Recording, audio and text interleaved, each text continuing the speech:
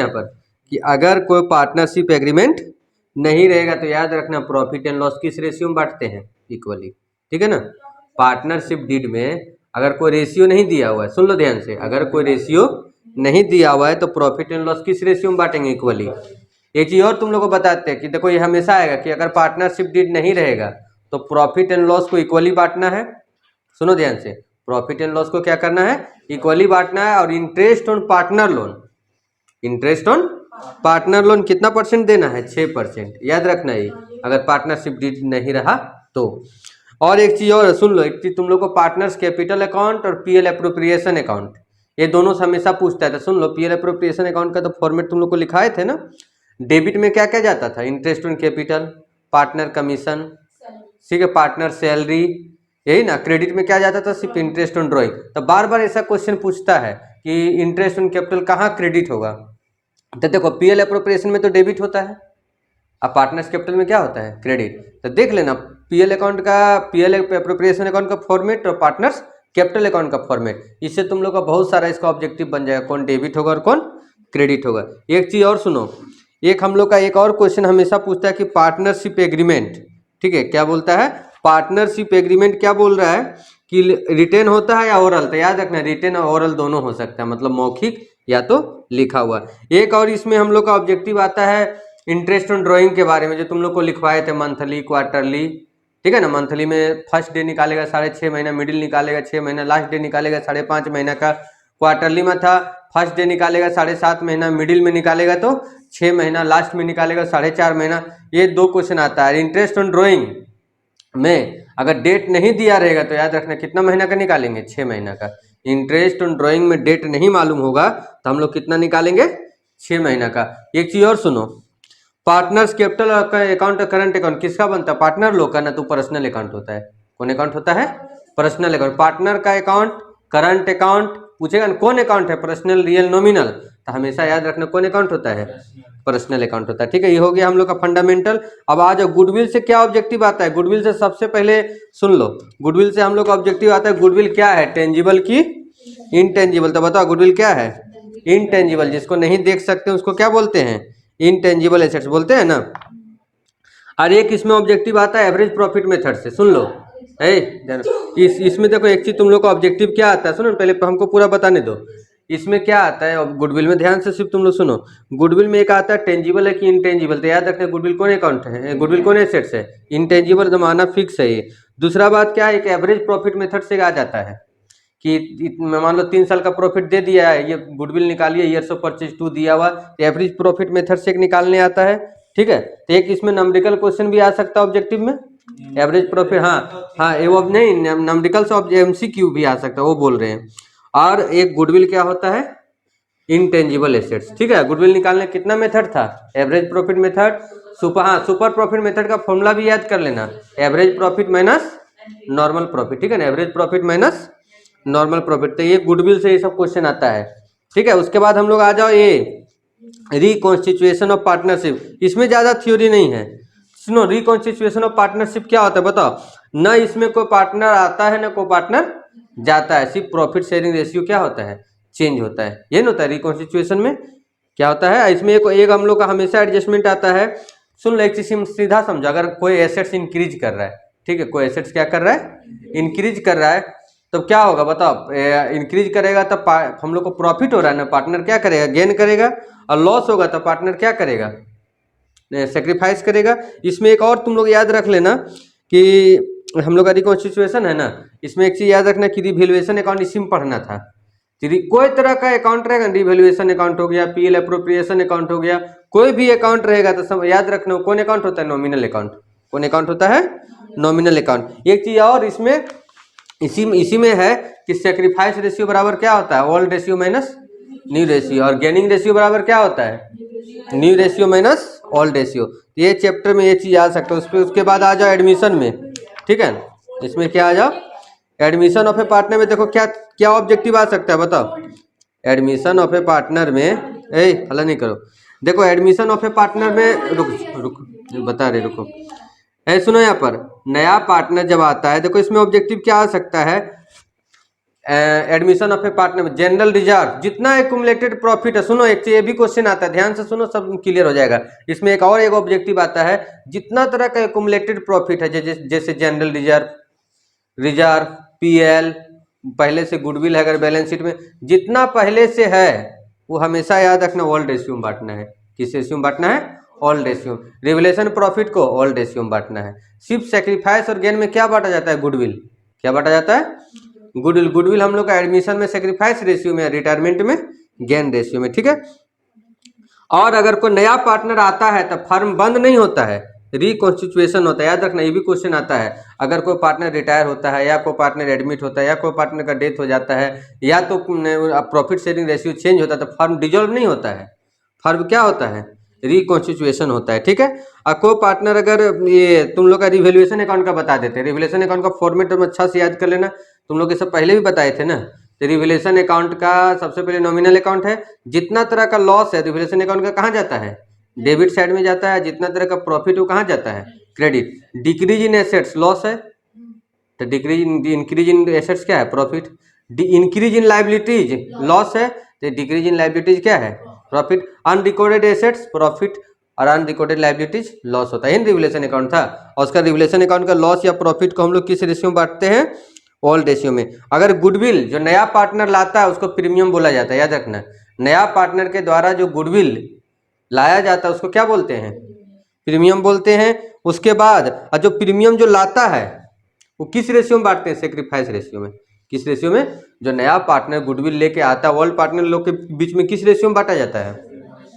Sacrifice ratio में। और एक ये चैप्टर से और आ सकता है न्यू रेशियो निकालना, सिंपल, एकदम सिंपल। जैसे ए बी सी पार्टनर है, ए बी पार्टनर है, सी आ रहा 1/4 के लिए न्यू रेशियो कितना होगा? तो इस तरह का न्यू रेशियो क्वेश्चन भी आ सकता है।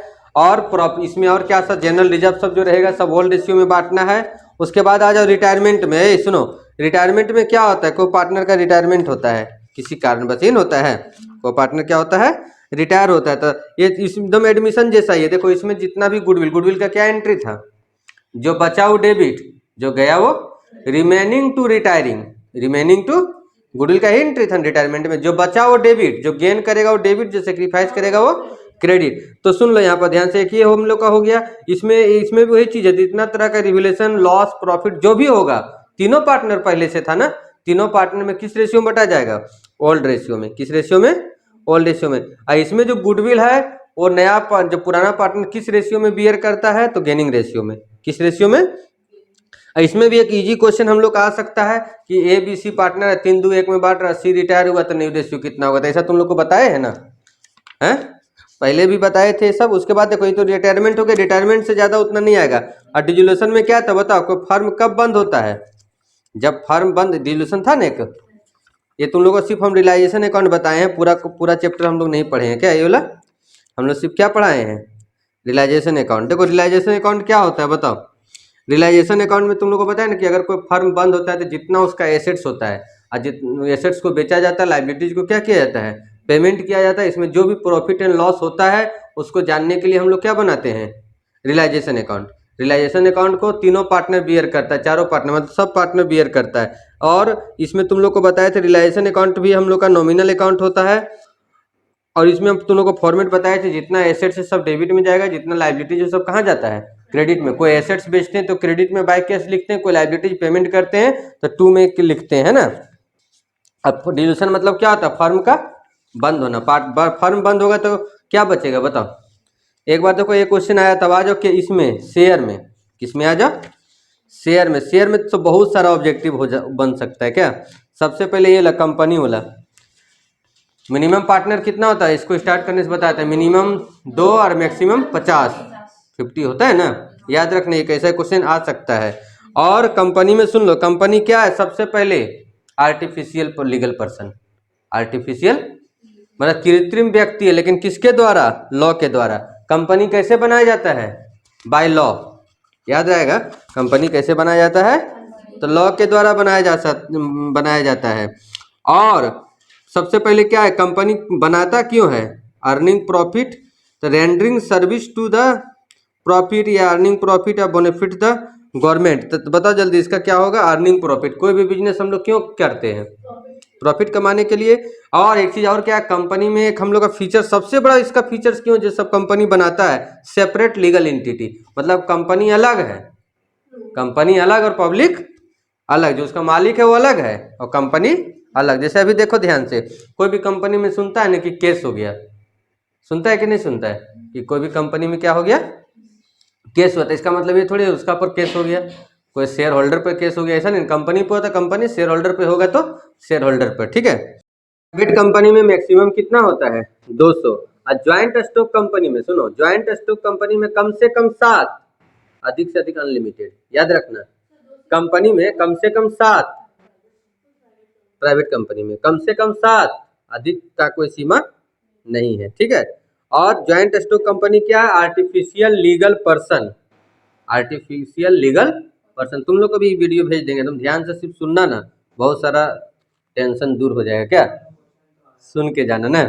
इसके बाद क्या लिखता है शेयर कैपिटल, देखो शेयर कैपिटल, ऑथराइज्ड कैपिटल से भी सब पढ़ा था ना हम लोग। इसमें क्या बोलते हैं, कंपनी में हम लोग का था ना शेयर कैपिटल से पहले हम लोग का था ना कि अंश पूंजी, इशू ऑफ शेयर जो था, बताओ ये याद रखना। देखो इसमें बताते हैं सिक्योरिटी प्रीमियम कहाँ यूज नहीं हो सकता है, तो याद रखना security premium dividend to member, member को डिविडेंड देने के लिए सिक्योरिटी प्रीमियम का यूज नहीं कर सकते हैं। उसके बाद देखो डिस्काउंट, एक company can not issue the share of discount, याद रखना डिस्काउंट पे शेयर को इशू नहीं किया जा सकता, क्या है, तो कंपनी एक्ट 2013 सेक्शन 53, याद रखना 50, डिस्काउंट का सेक्शन याद रख लेंगे कितना है 53, अब प्रीमियम का 52 है ना, 3 का 52, हाँ ठीक है, बहुत अच्छा याद है। डिस्काउंट का 53, कंपनी एक्ट 2013 52 हो गया तुम्हारा किसका, 53 डिस्काउंट का, अब 52 प्रीमियम का। एक चीज और यहाँ बताते हैं, शेयर एप्लीकेशन, ऐसा क्वेश्चन आ सकता है, share application, share allotment, share first call, share final call, कुछ भी पूछेगा तो पर्सनल अकाउंट कहलाएगा। कौन अकाउंट कहलाएगा, पर्सनल, इसे याद रखना, चारों में से कुछ पूछेगा तो पर्सनल अकाउंट। और इशू जो हम लोग का प्रीमियम है, सुनो ध्यान से, जो हम लोग का प्रीमियम है वो हम लोग का कंपनी के लिए प्रॉफिट है, कैपिटल गेन है, कैपिटल मतलब एक बार आता है, हमेशा आने वाला नहीं है। और शेयर होल्डर को क्या दिया जाता है, डिविडेंड, शेयर होल्डर को क्या दिया जाता है, डिविडेंड। शेयर होल्डर कंपनी का क्या होता है, ओनर, शेयर होल्डर कंपनी का क्या होता है, ओनर होता है, उसको डिविडेंड मिलता है। सिक्योरिटी प्रीमियम को कहाँ दिखाते हैं, रिजर्व एंड सरप्लस में, बैलेंस शीट में सिक्योरिटी प्रीमियम को कहाँ दिखाते हैं, रिजर्व एंड सरप्लस में। राइट शेयर, ये भी बहुत इंपॉर्टेंट है, राइट शेयर किसको दिया जाता है, जो राइट शेयर है ना किसको दिया जाता है, तो जो पहले से शेयर होल्डर है ना, जो पहले से शेयर होल्डर है उसको दिया जाता है क्या, राइट शेयर। और इसका एक सिंपल क्वेश्चन आएगा, तो एक तो तुम फिक्स है कि सिंपल क्वेश्चन तो आएगा ही, कॉल इन एडवांस कितना परसेंट इंटरेस्ट दिया जाता, 12%, कॉल्स इन एरियर बट 10%, जो मन सो बोल रही 15, 10, 25 ने, एक interest on call in advance 12% और interest on calls in arrear 10%, ठीक है। याद रखना ये सब बहुत इंपॉर्टेंट है, हमेशा आता है ये क्वेश्चन जो बताए ना, ये हमेशा कॉल इन एडवांस 12% है, कॉल्स इन एरियर पर 10%। एक हम लोग पढ़े थे ऑथराइज्ड कैपिटल, क्या पढ़े थे, ऑथराइज्ड कैपिटल। ऑथराइज्ड कैपिटल क्या होता है, जो जिससे कंपनी का रजिस्ट्रेशन होता है ना, सब एमसीक्यू में पूछेगा, तभी तो बता रहे हैं। इसके बाद डिवेंचर क्या होता है बताओ, इसीलिए बोले ये वीडियो ना जो बना देंगे, अगर बन जाएगा तो तुम लोग देखना, इसी को देखना ना, लास्ट में टेंशन दूर करने के लिए हम लोग देख के इसको जाएंगे क्या। सुनो डिवेंचर होल्डर, सुन लो यहाँ, शेयर होल्डर कंपनी का ओनर होता है, शेयर होल्डर क्या होता है, कंपनी का ओनर होता है। डिवेंचर होल्डर क्या होता है, कंपनी का क्रेडिटर, उसको पैसा कंपनी उससे लिया है उसको देने वाला है ना। उसके बाद डिवेंचर होल्डर को इंटरेस्ट मिलता है और शेयर होल्डर को क्या मिलता है, डिविडेंड मिलता है ना, क्या मिलता है, डिविडेंड मिलता है। और discount on issue of debenture, ठीक है, discount on issue of debenture जो है वो क्या है, मतलब याद रखना कैपिटल लॉस है, हम लोग जो प्रीमियम कैपिटल गेन, प्रीमियम क्या हो गया, कैपिटल गेन, और डिस्काउंट क्या हो गया, कैपिटल लॉस। डिबेंचर क्या है? हम लोग जो लोन लेता है ना कंपनी तुमसे, उसके बदले जो सर्टिफिकेट इशू करता है उसको क्या बोलते हैं? डिबेंचर। उसमें लिखा रहता है इतना % इंटरेस्ट मिलेगा, इतना दिन बाद मिलेगा, ऐसे पेमेंट होगा, A to Z सब कुछ लिखा रहेगा। और डिबेंचर पर जो इंटरेस्ट है वो फिक्स होता है। डिबेंचर पर जो इंटरेस्ट होता है वो क्या होता है? फिक्स होता है। डिबेंचर लॉन्ग टर्म बोरोविंग के अंतर्गत बैलेंस शीट में दिखाया जाता है। ठीक है, कहाँ दिखाया जाता है? बैलेंस शीट में। और कोलेटरल सिक्योरिटी क्या होता है? जो हम लोग बैंक से लोन लेते हैं उसके बदले जो डिबेंचर सिक्योरिटी रखते हैं ना, उसका क्या बोलते हैं? Collateral security. और इसका एंट्री क्या लिखवाए थे? Debenture suspense account debit to bank account. Collateral security रखते हैं ना, sorry, debenture suspense account debit to debenture account. ठीक है, इसके बाद आ जाओ हम लोग redemption of debenture. Redemption of debenture क्या होता है? जो हम लोग डिबेंचर को पेमेंट करते हैं ना, उसको क्या बोलते हैं? Redemption of debenture. तो देखो यहाँ पर तुम लोग को, हाँ एक बार इसीलिए तो बोल बोल के एक बार रिकॉर्ड कर दे रहे हैं क्लास, उसके बाद इसको आराम से ध्यान से सुनना। क्या बोल रहे हैं कि देखो 25% हम लोग DRR बनाते थे। कितना परसेंट? जब हम लोग रिडेम्पशन ऑफ डिबेंचर आता था हम लोग कितना % बनाते थे? 25%। याद रखना, डिबेंचर रिडेम्पशन रिजर्व बनाया जाता था डिबेंचर को पेमेंट करने के लिए प्रॉफिट से प्रत्येक साल एक फिक्स राशि 25%। जब भी पेमेंट होता है तो 25% कम से कम डिबेंचर रिडेम्पशन रिजर्व बनाना है, और उसमें से 15% डिबेंचर रिडेम्पशन इन्वेस्टमेंट में हम लोग को इन्वेस्ट करना है। इसके बाद एक हम लोग का ये क्वेश्चन हमेशा आता है, सिंकिंग फंड कब बनाया जाता था? डिबेंचर को पेमेंट करने के लिए जो फंड बनाते हैं उसको सिंकिंग फंड बोलते हैं। एक हम लोग का आता है कि डिबेंचर को अगर हम लोग कम पर कभी पेमेंट करना पड़ा तो जो प्रॉफिट होता है वो कहाँ जाता है? उसका profit on cancellation of on debenture. तो याद रखना कैपिटल रिजर्व में। और loss on discount, loss on issue of discount balance sheet में कहाँ दिखाते हैं? जैसे है ना लॉस हम लोग का, तो कहाँ दिखाते हैं? तो asset side of the balance sheet. कहाँ दिखाते हैं? प्रीमियम लायबिलिटीज में और डिस्काउंट एसेट्स में। याद रखना, ठीक है, ये सब चीज़। उसका डिबेंचर कभी, debenture can be redeemed out of, देखो डिबेंचर को हम लोग तीनों से पेमेंट कर सकते हैं। प्रॉफिट से भी पेमेंट कर सकते हैं, कैपिटल से भी पेमेंट कर सकते हैं, और किसी तरह का अगर प्रोविजन बनाए हैं तो उससे भी क्या कर सकते हैं? पेमेंट कर सकते हैं। और premium on redemption of debenture कौन अकाउंट है? पर्सनल, रियल या नॉमिनल। तो याद रखना डिबेंचर से रिलेटेड जितना भी है ये सब प्रीमियम है तो हम लोग का किस में आ जाएगा? पर्सनल अकाउंट में। कहाँ जाएगा? पर्सनल अकाउंट में। और डिबेंचर रिडेम्पशन रिजर्व जो हम लोग बनाते हैं उसका लास्ट में हम लोग बैलेंस कहाँ भेजते थे? तो कैपिटल रिजर्व में। कहाँ भेजते थे? कैपिटल रिजर्व में। ठीक है, तो ये तो हो गया हम लोग का रिडेम्पशन ऑफ डिबेंचर। पूरा किताब एक बार दोहरा दे रहे हैं इधर से उधर। अब आ जाओ इसमें जो तुम लोग को बहुत बड़ा चीज़ बताए थे, सुनो, कंपनी का बैलेंस शीट।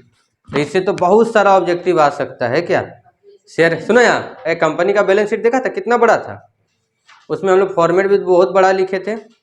सबसे पहले देखो था उसमें share holder fund. Share holder fund में क्या आएगा? शेयर कैपिटल आएगा। उसके अंदर क्या क्या आएगा? तो equity share capital, preference share capital, फिर रिजर्व एंड सरप्लस आया था, उसके अंतर्गत क्या क्या आएगा?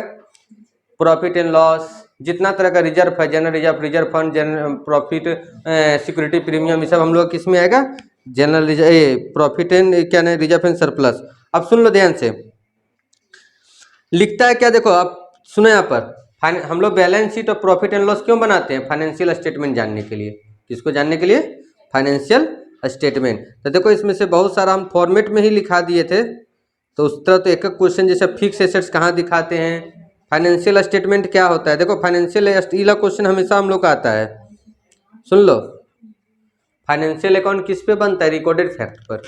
जो पहले से रिकॉर्ड होता है ना उसी फैक्ट के अंतर्गत बनता है। और बाकी बैलेंस शीट से रिलेटेड बहुत सारा क्वेश्चन आ सकता है कि डेटर क्या होता है? करंट एसेट्स की फिक्स एसेट्स, है ना, कैश, डेटर, जैसे डेटर हो गया, बिल्डिंग एसेट्स भी दो प्रकार का होता है ना। सुनो ये सब याद कर लेना इस टाइप का, इसीलिए बता दे रहे हम, लिखा तो दिए सब। जैसे देखो फिक्स एसेट्स भी दो तरह का होता है, टेंजिबल, बता ना ना, हाँ थोड़ा बहुत रहेगा।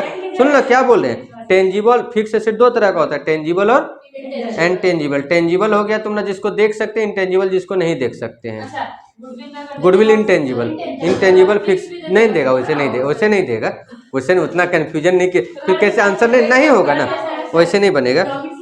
उसके बाद सुनो यहाँ पर, पीएल का अगर डेबिट बैलेंस है तो कहाँ दिखाएंगे? तो रिजर्व एंड सरप्लस में, माइनस में दिखा देंगे।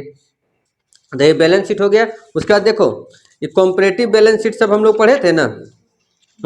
कॉम्परेटिव बैलेंस शीट क्या होता है बताओ? जो हम लोग 2 साल का जो कंपेयर करते हैं, तो इसमें लिखता है interpretation of financial statement include, इसमें क्या क्या इंक्लूड है, the circumstance analysis, comparison, trend study, drawing, calculation, all of this. तो इसका आंसर होगा ऑल ऑफ दिस। ये तुम लोग का ना बुक में भी सब दिया हुआ है ना। हॉरिजॉन्टल एनालिसिस मतलब क्या होता है, ठीक है, हॉरिजॉन्टल मतलब क्या होता है, खड़ा कि सोया हुआ।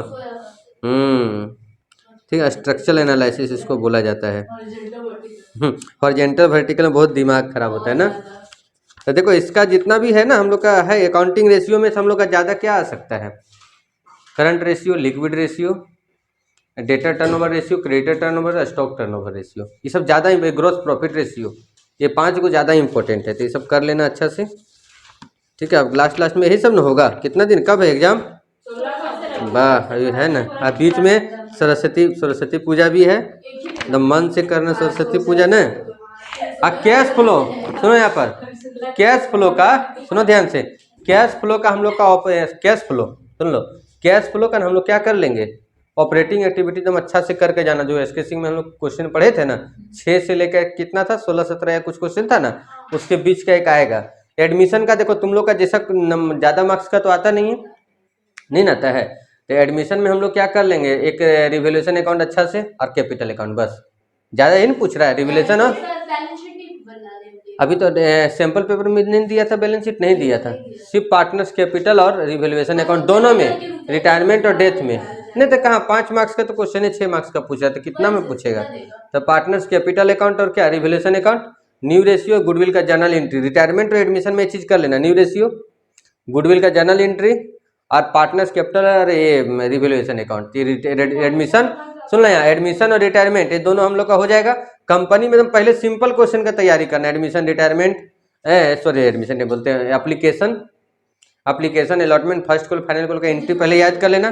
फिर सिक्योरिटी प्रीमियम का एक क्वेश्चन, कॉल सीनियर का एक क्वेश्चन, एडवांस का नहीं भी करेगा चलेगा। और ओवर सब्सक्रिप्शन करके जाना, छोटा सा ही आएगा लेकिन आ सकता है। तो ओवर सब्सक्रिप्शन बताए थे कि एक्स्ट्रा जो एप्लीकेशन मनी आता है वो या तो रिफंड कर देगा या तो अलॉटमेंट पे रख लेगा, जैसा क्वेश्चन में लिखेगा वैसा करना, ठीक है। और कैश फ्लो में ऑपरेटिंग एक्टिविटीज हम लोग अच्छा से करके जाएंगे। और डिवेंचर तो हम लोग रिडेम्पशन तो उतना अच्छा से पढ़े नहीं है, तो हम लोग क्या पढ़े हैं, तो उसमें एक क्वेश्चन हम लोग पढ़े थे। सुनो यहाँ देखो मेरा बात सुनो, issue date par and redeemable at premium. Issue date par, redeemable at par, जो लास्ट वाला एंट्री बताए तो बहुत इंपॉर्टेंट है वो, तुम लोग का इशू ऑफ डिवेंचर में दिया हुआ इसका एंट्री।